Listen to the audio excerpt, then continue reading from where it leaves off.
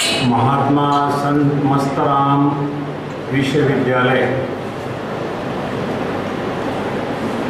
इसमें आने का शायद मेरे जीवन का पहला प्रसंग है। इसलिए मैं अपने उपकुलपति डॉक्टर आहूजा जी को पहले धन्यवाद देना चाहता हूँ कि सार्धशतीय समारोह समिति के निमित्त मुझे आपने यहाँ आने का मौका दिया। मेरे सामने जो बैठे हैं वो ज्ञान देने वाले और ज्ञान लेने वाले, ऐसे दोनों वर्ग के लोग बैठे। ज्ञान देना और ज्ञान लेना दोनों भी हो तो सबको ज्ञान की साधना करनी पड़ती है, लेने वाले को भी और देने वाले को। ऐसे जो विश्वविद्यालय के परिसर है वो ज्ञान साधना के स्थल है। ऐसे सब लोग मेरे सामने बैठे हैं, आपका सबका भी मैं हार्दिक अभिनंदन करता हूँ।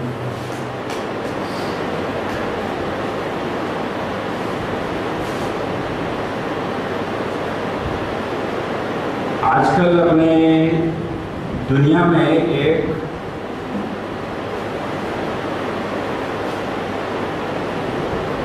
यूनो जो कहती है उसको मानने की ऐसी एक हलन चलन दिखती है, चाहना।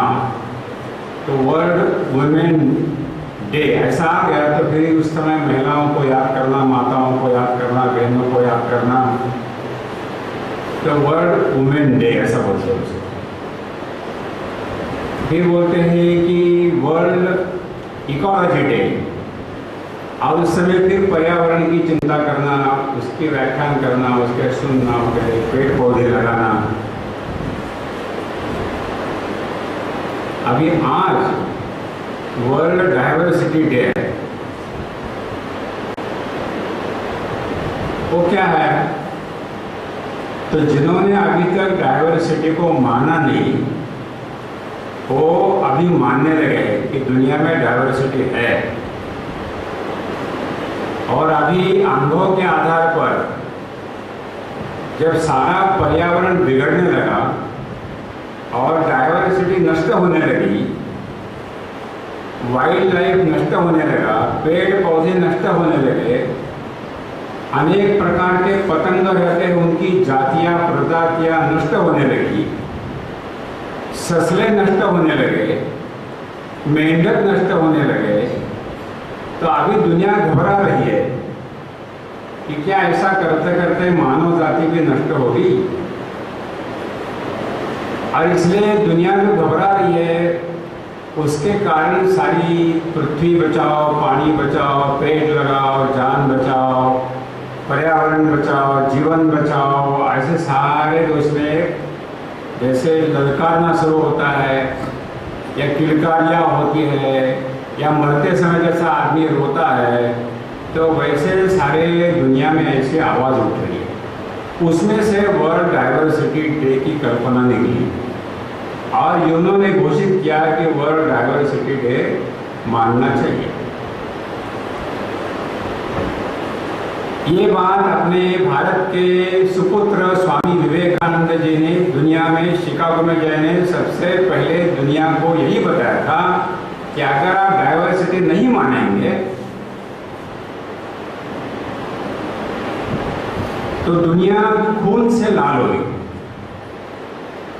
दुनिया कभी हिंसा में से नष्ट नहीं होगी, बस मुक्त नहीं होगी। तो उनका शिकागो का पहला भाषण आप लोगों ने बहुत बार याद किया है, यहाँ अच्छे अच्छे कार्यक्रम इस यूनिवर्सिटी में हुए हैं।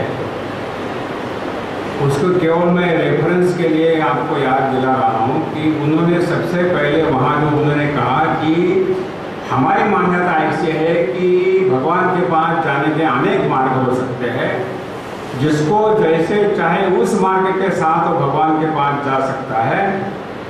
सीधा मार्ग हो, टेढ़ा मार्ग हो, सरल हो, कठिनाई का हो, सब मार्ग सच्चे है, ऐसा मानने वाला हमारा देश है। हम सारे धर्मों को केवल टॉलरेंस नहीं, हम सारे धर्मों को सत्य मानते हैं, एक्सेप्ट करते हैं, ऐसा हमारा देश है। जैसे नदियां अनेक मार्ग से एक ही सागर को मिलती है, वैसे कोई भी आदमी किसी भी मार्ग से अगर मेरे पास आना चाहता है तो मेरे पास ही आता है, मैं उसको पाता हूँ। और फिर बाद में शिकागो का अगर उनका जो भाषण है उसका अगर अंतिम अगर संदेश अगर हम लोगों ने याद किया तो उन्होंने दुनिया को वहाँ वर्ल्ड रिलीजन कॉन्फ्रेंस में उन्होंने दुनिया के सामने कहा, 7,000 लोग सामने बैठे, देश विदेश के अच्छे विद्वान लोग वहाँ आए, अनेक पंथ संप्रदाय के पंडित लोग वहाँ आए हैं, और ऐसे 7,000 लोगों की सभा में ये अपने भारत से गया हुआ 29-30 साल का एक लड़का, जिसके पीछे कोई संस्था नहीं, कोई संगठन नहीं, कोई सपोर्ट करने वाला आदमी नहीं, अकेला विवेकानंद सबके सामने खड़े होकर उन्होंने सब दुनिया को ये बताया, स्पष्ट बताया कि मेरा ही सही है, मेरा ही दुनिया ने मानना चाहिए, मेरा ही धर्म चलेगा, बाकी सब धर्म नष्ट होंगे। ऐसे अगर आपकी किसी की कल्पना हो तो मैं उनके ऊपर दया करता हूँ। और ऐसे कट्टरतावाद के कारण दुनिया आज तक खून से लाल हो गई है। अगर इनका जन्म न होता तो दुनिया बहुत अच्छी होती।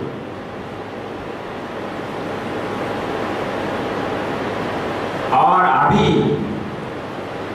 उन्होंने घोषणा की कि आज इस कॉन्फ्रेंस को उद्घाटन करने के लिए जो बेल बजाई गई, घंट बजाई गई, हम जैसे दीप प्रज्वलन करते हैं उद्घाटन के समय, वैसे क्रिश्चियन देशों में उद्घाटन करना है कोई भी कार्यक्रम का तो घंट बजाते हैं। वो घंट एक चर्च की घंट ऐसा माना जाता है। ब्रह्मनाथ को अपनी भाषा में करना है तो घंट बजाते हैं। आपने मेघालय राज्य का जब उद्घाटन हुआ, मेघालय राज्य क्रिश्चियन बहुल राज्य होने के कारण अलग किया गया, क्रिश्चियन स्टेट इस नाते से मेघालय, उसका उद्घाटन चर्च की घंट बजाकर हुआ, दीप प्रज्वलन करके नहीं हुआ, नारियल फोड़कर नहीं हुआ, और चर्च बजाकर घंट बजाकर हुआ। तो ये जो घंट बजी उद्घाटन के लिए, तो विवेकानंद जी कहते हैं कि ये जो घंट बजी है एक कट्टरवाद की मृत्यु घंट सिद्ध होगी।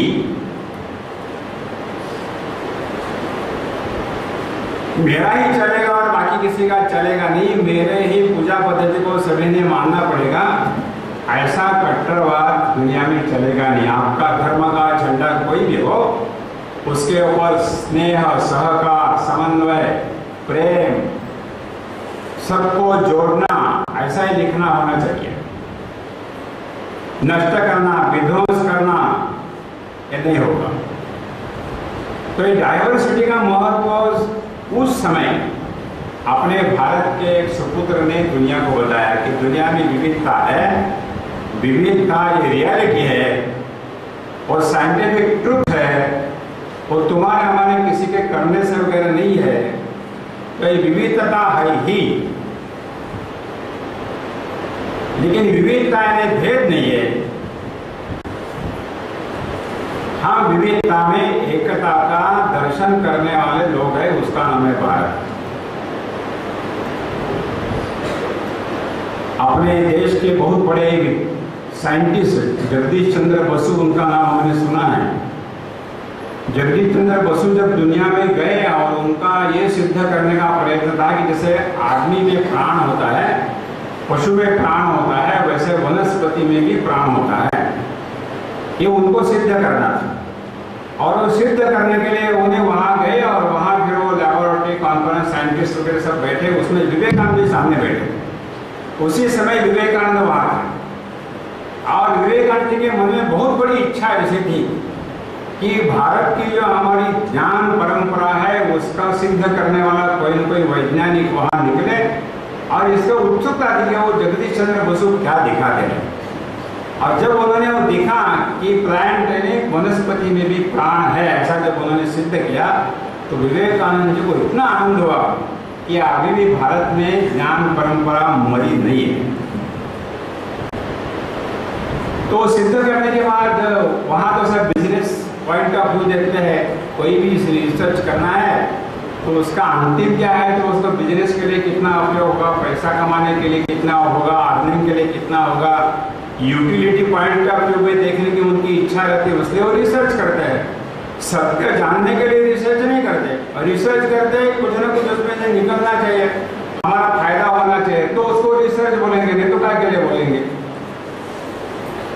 और इसलिए वो जो जगदीश चंद्र बसु ने सिद्ध करने के बाद वहाँ के जो बिजनेस हाउसेस के लोग थे वो तुरंत उनको मिलने के लिए आ गए, प्राइवेट इंटरव्यू। और कुछ लोगों ने ऑफर की कि हम पार्टनरशिप में धंधा करेंगे, आपके रिसर्च का बहुत बड़ा महत्व है और इसके कारण हम दवाइयों के दुनिया में क्रांति कर देंगे, और इसलिए आप हम मिलकर बिजनेस करेंगे तो करोड़ों रुपया अर्निंग करेंगे। जगदीश चंद्र बसु ने कहा नहीं, मेरा ज्ञान बेचने के लिए नहीं है, धंधा करने के लिए मैंने बात आपके सामने रखी नहीं है, आपको ये जानने के लिए बताई है कि वनस्पति में भी प्राण है। और वहां आने के बाद उन्होंने कलकत्ता में एक बहुत बड़ा एक हॉल बनाया, साइंटिफिक रिसर्च इंस्टीट्यूट, उसको बोस इंस्टीट्यूट नाम जानते हैं आज। उस बोस इंस्टीट्यूट में अगर आप अंदर जाएंगे तो कोई भी विदेशी साइंटिस्ट के चित्र वहां लगाया नहीं।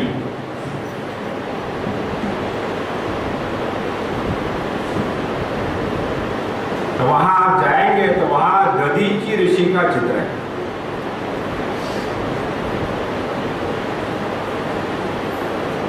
तो हमारी साइंस की परंपरा क्या है, हमारी विज्ञान की परंपरा क्या है, हमारा ज्ञान क्या है, तो हमारे शरीर की ही लेबोरेटरी बनना।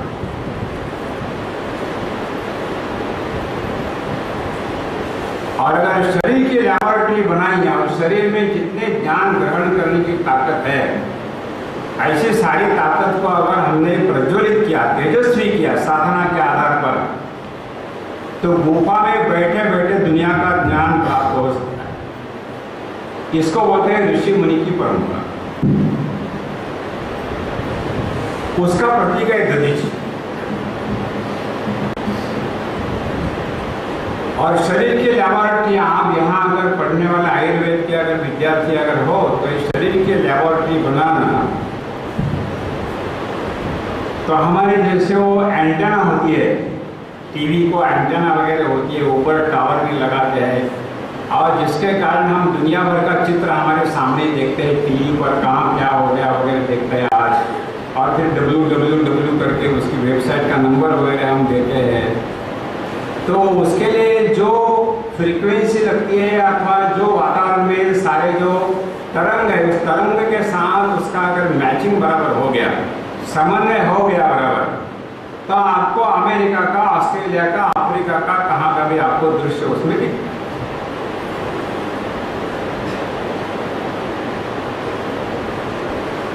तो आयुर्वेद में जिन्होंने एनाटॉमी अथवा शरीर शास्त्र वगैरह अगर सिखाते होंगे या सीखते होंगे, तो हमारे इसमें 24 एंटेना है, 24 वायरलेस सर्विसेज। इसमें मैं ज़्यादा नहीं जाना चाहता कि डाइवर्सिटी के मुद्दे पर हम आज एकत्र आए हैं, इसमें इसका संदर्भ दे रहा हूँ कि ऐसे विविधता में डाइवर्सिटी है। इसको, ये सत्य है, ये साइंटिफिक सत्य है, कभी कल्पना नहीं है, केवल दिखने वाली नहीं है। तो इसको हमको जानकर चलना, भारत के पास इसका ज्ञान है। और हमारे यहाँ सत्य को ही ज्ञान मानते हैं, असत्य को ज्ञान नहीं मानते। इसलिए भारत यानी सत्य की शोध, सच क्या है इसकी शोध है भारत। गुरु ने बताया इसलिए शिष्य नहीं मानता। हमारे यहाँ ऐसी परंपरा नहीं, गुरु के पास सीखते हैं, लेकिन गुरु ने बताया इसलिए हमने वो शब्द अपने इसमें पुस्तक में पढ़ लिया और क्वेश्चन का एक आंसर दे दिया और 100% से 100 मार्क ले लिए। ऐसी परंपरा हमारे यहाँ नहीं है। हमारे यहाँ हर एक आदमी स्वयं उसका प्रयोग करता है, और जब तक उसको स्वयं रिजर्वेशन नहीं होता, तब तो वो केवल गुरु ने बताया, पुस्तक में लिखा है, इसलिए नहीं मानता।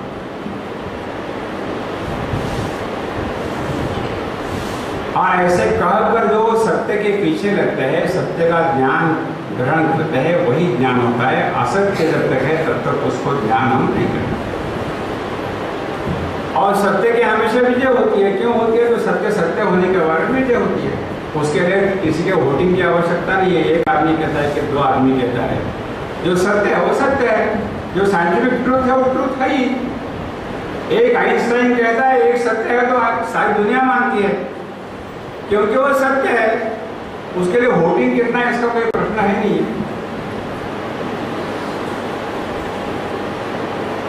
इसलिए सत्य हमेशा विजय होता है, सत्य सदा विजय होता है। केवल हम निमित्त मात्र बने, निमित्त ने शोध करने वाले, ऐसे हम बने। इसलिए हमारा भारत का घोष वाक्य है सत्यमेव जयते। और सत्य का मार्ग दुनिया को दिखाना, मानव जाति को दिखाना भारत का काम है। इसलिए विवेकानंद बोलते हैं कि भारत जगो, सत्य का ज्ञान तुम्हारे पास है। Awake India, enlightened world. दुनिया को ज्ञान देना भारत का काम है। इसलिए वो कहते हैं अराइज, अवेक। वो आदमी के लिए नहीं कहते, भारत के लिए कहते हैं अराइज, अवेक।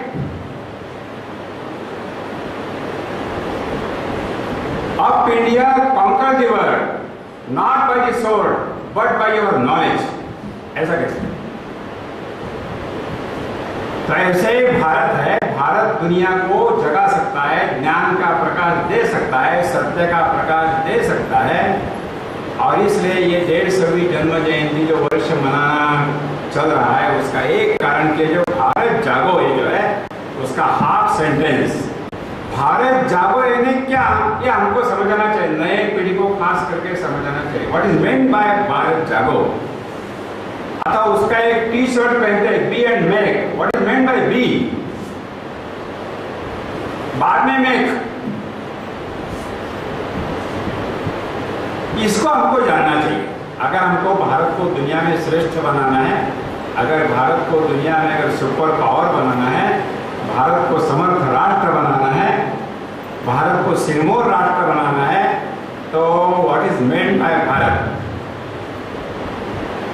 इसलिए रविन्द्रनाथ टैगोर कहते हैं कि आपको भारत को जानना है, विवेकानंद जी को पढ़ो।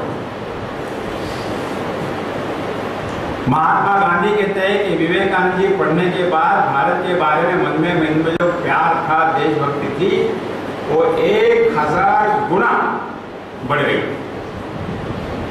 और इसलिए कलकत्ता अधिवेशन में जब विवेकानंद महात्मा गांधी गए थे तो खास बेलूर मठ में गए, सबको लेकर गए और उनको सबको उन्होंने बताया कि यहाँ से वापस जाना है तो देशभक्ति लेकर जाइए।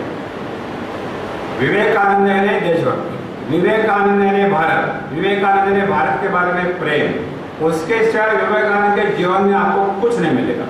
उन्होंने किसी को भी कर्मकांड सिखाया नहीं, साधना सिखाई नहीं, समाधि सिखाई नहीं, मंदिर बनाए नहीं। एक विवेकानंद एक अलग प्रकार का ऐसा सन्यासी है। अपना कोई संप्रदाय वगैरह बनाने का प्रयत्न नहीं किया, ऐसा एक सन्यासी युवक यानी स्वामी विवेकानंद है। अगर आइकॉन नाम के किसी को अगर भारत के सुपुत्र को सामने रखना है तो स्वामी विवेकानंद भारत का दिशा देने वाले, भारत को मार्ग बताने वाले, भारत को उठाने वाले, आज के आईटी के दुनिया में, कंप्यूटर की दुनिया में, टेक्नोलॉजी की दुनिया में, मिसाइल की दुनिया में, अगर दुनिया में भारत को खड़ा होना है तो विवेकानंद जी को हमको याद करना पड़ेगा। इसलिए सार्वजनिक समारोह समिति का वर्ष इतने जोर शोर से मनाने का प्रयत्न चल रहा है। उसके लिए अखिल भारतीय समिति है, स्टेट की कमेटियां बनाई हैं और सारे वर्ष भर अलग अलग प्रकार के कार्यक्रम करके उसकी रचना वगैरह चली है। कुछ कार्यक्रम में आप लोगों ने सहभाग दिया है। सूर्य नमस्कार है, शोभा यात्रा है, अभी दौड़ आएगी तो दौड़ में आपका सबका सहभाग रहेगा। तो ऐसे अनेक कार्यक्रमों की रचना, बाकी व्याख्यान है, विचार गोष्ठी है, निबंध स्पर्धा है, ऐसे अनेक कार्यक्रम हो रहे हैं। उसका मुख्य कारण विवेकानंद और हम, उसका नाता रिश्ता जोड़ना चाहिए। विवेकानंद पता नहीं है ऐसा एक भी युवक हमारे देश में बाकी रहता कहां नहीं। 60 करोड़ युवा हो गए 18 से 40 साल के आयु के अपने देश में 60 करोड़ का पॉपुलेशन है। आबादी का बहुत बड़ा आधा हिस्सा लगभग। तो हमारे देश का कोई भी युवा ऐसा न रहेगी जिसको विवेकानंद पता नहीं। ये प्रयास है सात छठी समारोह समिति के वर्ष का सारा प्रयास ऐसा है। हमारा कोई घर ऐसा ना है कि जिसको विवेकानंद पता नहीं है।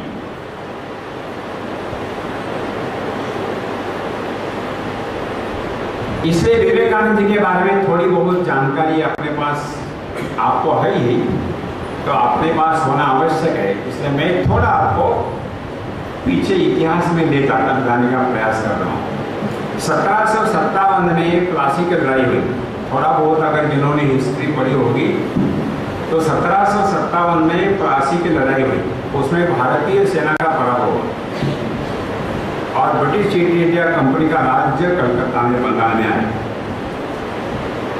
1761 में पानीपत की लड़ाई हुई। उसमें भी भारतीय सेना का पराभव हुआ। 1 लाख सैनिकों की हत्या हो गई। इसका अर्थ 1 लाख माताएं एक तो विधवा हो गई अथवा पुत्रहीन हो गई। लेकिन उसमें भी भारतीय सेना का विजय नहीं हुआ, पराभव हुआ।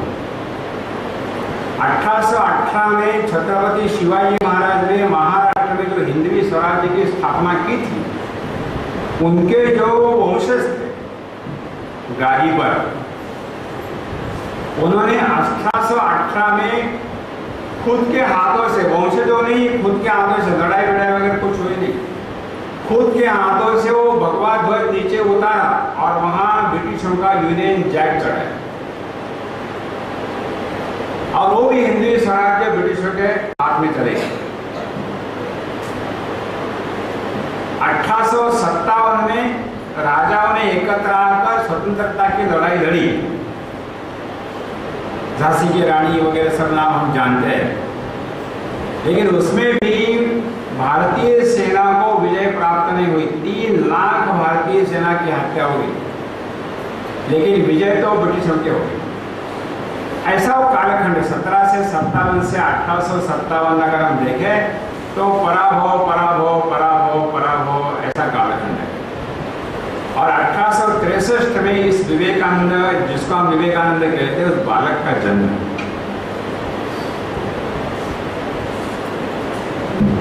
इस बालक के माता पिता का नाम है विश्वनाथ दत्त और भुवनेश्वरी। आपको जो जानकारी है उसी का मैं विश्लेषण कर रहा हूँ। विश्वनाथ ये नाम है उनके पिता का, विश्व के नाथ, और भुवनेश्वरी ये उनके माता का नाम है। ऐसे माता पिताओं के घर में गोद में ये बालक जन्मा है। उसका जन्म है 6:33 सूर्योदय के पहले कुछ सेकंड, और दिन है मकर संक्रांति। तो ये सारा क्या दिखाता है? शायद नियति के मन में ये इच्छा होगी कि लोग जाने कि ये बालक सामान्य बालक नहीं है, ये बालक सूर्योदय का बालक है, सूर्य जैसे प्रकाश देता है वैसे बालक दुनिया को प्रकाश देगा। उनकी इच्छा होगी कि अभी अंधेरा छटेगा, प्रकाश आएगा, उसकी निशानी है। इसलिए बदल होगा, परिवर्तन आएगा, मकर संक्रांति होगी, अंधेरा कम होगा, दिन उजाला ज्यादा होगा। ऐसा है बालक। और ये बालक केवल खुद का काम नहीं करेगा, सारे मानव जाति का काम करेगा। इसलिए भुवनेश्वरी और विश्वनाथ ऐसा संदेश देने की नियति की इच्छा होगी। ऐसा है बालक। अभी मैं गया था मुजफ्फरपुर, उत्तर प्रदेश, उत्तर भारत, उत्तर बिहार में एक गांव है। तो श्रावण मास चल रहा था और एक कावड़िया लोग जलाभिषेक करने के लिए वगैरह जाते हैं, हम सब जानते हैं। तो उनका तांता लगा था मुजफ्फरपुर में जलाभिषेक करने के लिए। तो वहाँ शिव जी का मंदिर है, लेकिन जाते समय ही वहाँ एक स्वागत द्वार लगा था। और स्वागत द्वार था कि बाबा गरीबनाथ के नगरी में आपका स्वागत है। जैसे बाबा भस्तनाथ के विश्वविद्यालय में आपका स्वागत है, वैसे वहाँ हम जानते हैं विवेकानंद ने क्या है। विवेकानंद ने आधुनिक कालखंड में जन्मे बाबा गरीबनाथ, गरीबों की चिंता करने वाले, दरिद्र लोगों की चिंता करने वाले, अशिक्षित लोगों की चिंता करने वाले, पीड़ित लोगों की चिंता करने वाले, हमारे गांव में बसने वाले किसान मजदूर उनकी चिंता करने वाले। अगर कोई सन्यासी हो और अगर कोई सन्यासी उनके लिए रात रात रोया हो और रात रात न सोया हो तो विवेकानंद। इसलिए बाबा गरीबनाथ ऐसा उसका उनका वर्णन किया तो कोई अतिशयोक्ति न होगी। उसके उदाहरण मैं दे रहा हूँ, अनेक प्रसंग आप लोग जानते होंगे। एक तेजस्वी विवेकानंद नाम की जो पुस्तिका निकली, वो पुस्तिका अगर आप लोगों ने देखी होगी, पढ़ी होगी, तो वहाँ से उनके जीवन के अनेक प्रसंग हमको देखने के लिए मिलते हैं। एक प्रसंग मैं बता रहा हूँ कि एक बार वो रेलवे में जा रहे थे और वो चने बेचने वाले ऐसे लोग आते ट्रेन में, तो एक चने बेचने वाला एक आया आदमी, चने लीजिए चने लीजिए, चना चोर गरम चना चोर गरम। तो विवेकानंद जी उनके बाजू में जो उनका मित्र था, सन्यासी मित्र, उसको कहते हैं कि क्यों और चने खाना ताकत के लिए अच्छा मानते हैं ना। तो सन्यासी जानता था विवेकानंद जी को क्या कहना है, उनको चना खाना नहीं है लेकिन उस गरीब को मदद करनी है, और इसलिए वो या ऐसा बोल रहे, इसलिए वो गया वहाँ। अब उस समय आने नाम का एक कॉइन, 16 आने का एक रुपया हो रहा, तो एक आने का वो कुछ होगा उसके पास नाम, तो नाम भर कर वो चना एक आने का लिया उन्होंने। और विवेकानंद जी को पता है, विवेकानंद जी का मन उनको जानते थे कि भाई उसको मदद करना है, इसलिए उन्होंने उसको 4 आने दिए और आए वापस। तो विवेकानंद जी पूछते हैं अपने मित्र को कि कितने पैसे दिए, तो बोले 4 आने दिए। अरे बोले 1 रुपया देकर आओ कम से कम, उसके भी बाल बच्चे हैं, उसको घर संभालना है, उसको भी खर्चा है, 1 रुपया देकर आओ। तो 1 आने के चने लिए और 1 रुपया उसको दिया। यह है स्वामी विवेकानंद। इसलिए विवेकानंद जी का क्या मन, विवेकानंद जी का हृदय, विवेकानंद जी की तड़प, अगर हम सब उनका साहित्य पढ़ते हैं तो हमको सुनने के लिए मिलती है, देखने के लिए मिलती है, प्रत्यक्ष आचरण व्यवहार वगैरह मिलता है। जब वो 4 जुलाई 1902 को उन्होंने अपना देह छोड़ दिया, तो देह छोड़ दिया तो उसके पहले वहाँ जो आश्रम में काम करने वाले जो लोग थे, उसमें से बहुत सारे लोग ट्राइबल थे, आदिवासी जिसको आज कहते हैं वैसे, और संथाल नाम की एक बिरादरी है। ऐसे संथाल बिरादरी के लोग, उनका नायक था प्रमुख, उसका नाम था केस्टो। तो उनको एक बार भोजन के लिए आश्रम में बुलाने की स्वामी जी की इच्छा थी, और इसलिए वो केस्टो को बुलाते हैं कि क्यों आश्रम में हमारे साथ भोजन करोगे। तो केस्टो क्या बोलते हैं कि बोलते हैं कि नहीं, हम दूसरे किसी हाथ का नमक नहीं खाते, पराया नमक नहीं खाते हम, इसलिए हम नहीं आपके साथ भोजन कर सकते। तो स्वामी जी उनको कहते हैं कि अगर समझो हमें नमक न डालते हुए रसोई बनाई, आप घर का नमक लेकर आइए तो चलेगा क्या। तो मान्य हो गए, और फिर बाद में भोजन भोजन वगैरह, और स्वामी जी स्वतः अपने हाथ से सबको परोस रहे। तो केस्टो के पास आने के बाद केस्टो ने कहा कि स्वामी जी ये तो हम लोगों ने करने का काम है और आप कर रहे हैं। तो स्वामी विवेकानंद जी कहते हैं आप हमारे नारायण हैं, आज मैं नारायण को खिला रहा हूं। यह है स्वामी विवेकानंद। विवेकानंद ने देशभक्ति ऐसा अगर नहीं किया, विवेकानंद ने भारत, भारत ने विवेकानंद, मूर्तिवंत भारत ऐसा अगर किसी को देखना है तो विवेकानंद जी का चरित्र पढ़ना चाहिए। वो जिंदगी में कभी भारत को भूले ही नहीं, अमेरिका में गए तो भी नहीं भूले, लंदन में गए तो भी नहीं भूले, सारे देश में घूमते थे तो भी नहीं भूले। उनका सारा चिंतन का विषय सारा भारत ही है। उन्होंने एक पुस्तक लिखी, स्वयं लिखा है, आई एम इंडिया। ऐसे विवेकानंद शिकागो में व्याख्यान देने के बाद बहुत बड़े प्रसिद्ध हो गए। प्रसिद्ध होने के बाद एक धनवान के घर सोने के लिए उनकी व्यवस्था बनाई, लेकिन वो पलंग पर सो नहीं सके। वो नीचे लादी पर सोए, तकिया नीचे लिया, तकिया गीला हो गया। वो मालिक आ गया, उसने देखा कि ये नीचे सोया और तकिया गीला हो गया। इसलिए क्या हो गया, उनको लगा कि अपने घर का मेहमान और उसको इतनी पीड़ा हो गई। इसलिए उन्होंने पूछा उनको, तो बोले नहीं, मेरे भारत के बंधुओं की याद आ गई। उनके भूखे पेट में रोटी कौन डालेगा?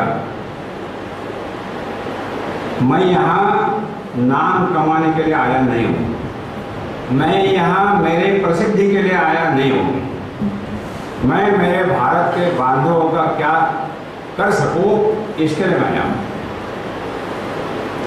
वो निकले, यूरोप और अमेरिका का प्रवास करने के बाद वापस निकले तो किसी रिपोर्टर ने उनको पूछा कि आने के पहले आपको भारत के बारे में क्या लगता था, अभी यहाँ का इतना बड़ा विकास, डेवलपमेंट वगैरह आपने देखा है, तो आपको भारत के बारे में क्या लगता है? तो उन्होंने जवाब दिया है कि पहले तो भारत के बारे में मेरे मन में प्यार था ही, अब ये भारत के मिट्टी का एक एक कण मेरे लिए पवित्र है, भारत मेरे लिए महान है। और जब वो कोलंबो में आए तो सबसे पहले समुद्र के जरिए में लेट गए और वो रेती सब अपने शरीर को लगाने लगे। तो किसी ने पढ़े लिखे आदमी ने पूछा कि स्वामी जी क्या कर रहे, बच्चे के जैसे? ये बच्चे के जैसे वाक्य उन्होंने उच्चारा नहीं, लेकिन उनके मन में ये था कि वे बच्चे के जैसे क्या कर रहे। तो उन्होंने कहा कि वहाँ की सारी जो भोगवाद की दुनिया थी, उसके बैक्टीरिया मेरे शरीर को लगे होंगे और मैं भारत के पवित्र मिट्टी से मैं साफ कर रहा हूँ। भारत की मिट्टी एंटीबायोटिक है।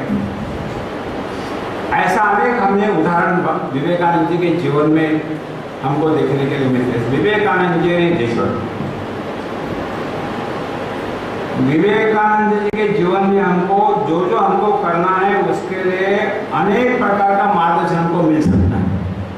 उन्होंने शिक्षा के बारे में क्या कहा है, उन्होंने नारी के बारे में क्या कहा है, उन्होंने विकास के बारे में क्या कहा है, उन्होंने ज्ञान के बारे में क्या कहा है, उन्होंने समाज में जो हमारी छुआछूत है, उच्च निष्ठा है, उसके बारे में क्या कहा है, उन्होंने अपने देश में जो कर्मकांड उसका प्रभाव हो गया उसके बारे में क्या कहा है। ऐसे अनेक विषय विवेकानंद जी के जीवन में हमको देखने के लिए मिलते हैं। इसलिए विवेकानंद जी की समारोह समिति मनाना इन्हें किसी भी महापुरुष अथवा एक सन्यासी की समारोह वर्ष मनाना ऐसा नहीं है। तो 150वां जो जन्म जयंती का वर्ष मनाने का प्रयास चला है कि विवेकानंद भारत के भावी के भाग्य विधाता है, कि the lighthouse for the development of the our nation. अगर भारत को खड़ा होना है तो दीप स्तंभ ऐसा सबको प्रकाश देने वाला अगर कोई हो तो है विवेकानंद। और इसलिए विवेकानंद एक राष्ट्र पुरुष है, केवल सन्यासी नहीं है, भारत के सुपुत्र है। और अत्यंत तरुण अवस्था में उन्होंने इतना काम किया, उनको समय मिला केवल 4 साल अपने भारत में काम करने के लिए। बाकी तो अमेरिका यूरोप में समय गया, परिक्रमा में समय गया, साधना में समय गया। केवल 4 साल में इस 30 साल के युवक ने इतना जबरदस्त परिवर्तन कर दिखाया। उसका एक उदाहरण देकर मेरा मैं विषय समाप्त करता हूँ।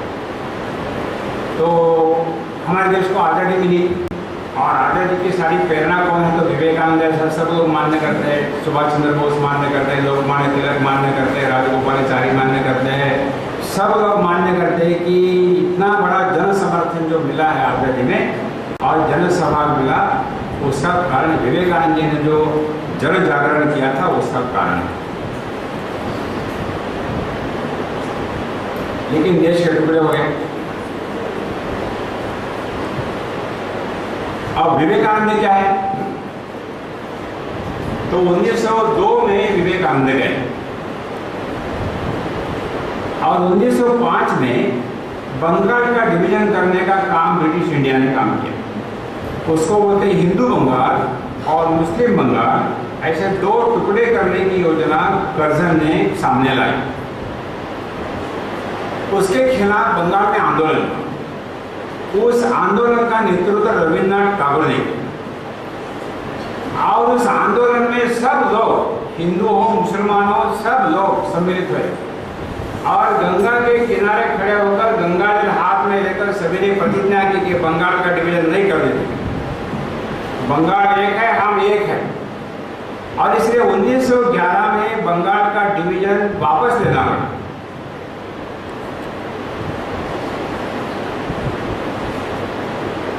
बाद में उसमें सफलता नहीं मिली। उसके भी कारणों में आप जैसे जो रिसर्च करने वाले, अधिक उत्सुकता वाले, अधिक जिज्ञासा वाले लोग हैं, तो ऐसा क्या हुआ और उसमें कोई विवेकानंद जी का इम्पोर्टेंस है क्या? अगर विवेकानंद जी ने बताए गए मार्ग पर अगर देश चलता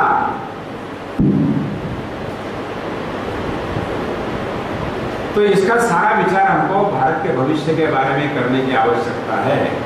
इसलिए विवेकानंद सारस्वती समारोह समिति का इतना जो सारा परिश्रम चला है उसका एक ही कारण है, केवल जय जयकार करके हम अपना संतोष न माने, केवल विवेकानंद जी के फोटो को पुष्पमाला अर्पण करके हमारा संतोष न माने, कोई एक कार्यक्रम में हम सहभागी हो गए और विवेकानंद जी का टी शर्ट वगैरह पहना उसको हम संतोष न माने, तो विवेकानंद जी का जितना अध्ययन होगा उतना अच्छा। चेन्नई सरकार ने 9 यूनिवर्सिटी में विवेकानंद चेयर उत्पन्न किए और इस विवेकानंद चेयर के लिए हर वर्ष 25 लाख रुपया ग्रांट चेन्नई सरकार ने घोषित किया। केरल सरकार ने महात्मा गांधी यूनिवर्सिटी नाम की एक यूनिवर्सिटी है, वहाँ विवेकानंद चेयर दी थी। वैसे जो रिसर्च करने वाले विश्वविद्यालय है, जहाँ PhD होती है, थीसिस लिखे जाते हैं, रिसर्च करते हैं, तो विवेकानंद हमारा रिसर्च का विषय बनना चाहिए। तो ऐसा है, शिक्षा शास्त्र में एक काम है। इसलिए 16 और 17 नवंबर को दिल्ली में BC कॉन्फ्रेंस सारस्वती समारोह समिति के निमित्त हिंदुस्तान के तमाम BC को इन्वाइट करें। 610 VC है, ऐसे सबको निमंत्रण भेजेंगे। कितने आएंगे, क्या आएंगे, उसमें प्रत्यक्ष होने के बाद ही हमको देखने के लिए मिलेगा। अगर 200-300 भी VC अगर आ गए तो ऐसे 200 VCओं के बीच में the present education system and guidance of Swami Vivekananda, इसके ऊपर चर्चा करें। उसमें से कोई अच्छा निकलेगा ऐसा लगता है। और इसलिए ऐसे BC कॉन्फ्रेंस सारस्वती समारोह समिति जो अखिल भारतीय समाज है, वो अखिल भारतीय समिति ने करने का वैसे तय किया। तो इतनी बातें मैंने आपके सामने रखी है। जो बातें आप सब लोगों को उससे पहले जानते होंगे ऐसी होगी कि विवेकानंद के साथ ही समारोह क्यों मनाना, उसके पीछे क्या भाव है, इतनी बातें स्पष्ट करने के लिए मेरा प्रयास रहा। मैं समझता हूँ कि आप लोग इसमें से समझ गए होंगे।